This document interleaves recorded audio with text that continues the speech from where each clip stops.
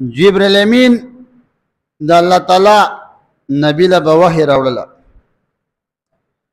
یو ځل د نبی کریم سلام نه یو سړي تپوس وکړو، ویل په مخ د ځمکه بهترین ځمکه کومه یوه ده او بدترین ځمکه کومه یوه ده؟ نو د الله تعالی نبی ویل ما ته پته نشته. مسله دا ده، مسله به بل ته هله کې چې تا ته یاد دی.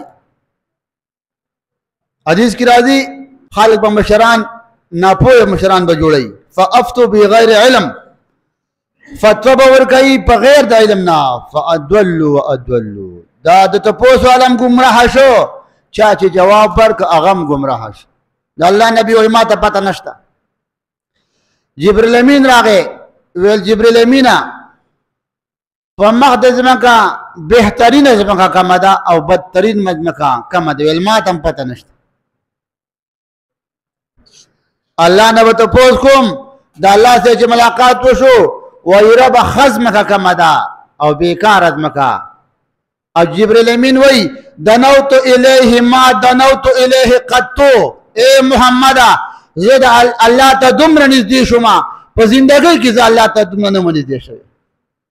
نو څومره نږدې شوي؟ وایي زما او د الله په منځ کې بیم اوې زره پردې د نور وي. ما تپوس وکړو ښه ځمکه کومه ده د الله نه؟ ویل جومات. ما ویل ربه بېکاره او بدترین ځمکه په مخ د ځمکه کومه ده؟ الله وایي جبريل امینه دا بازار دی، بدترین بازار دی، بهترین دا جومات.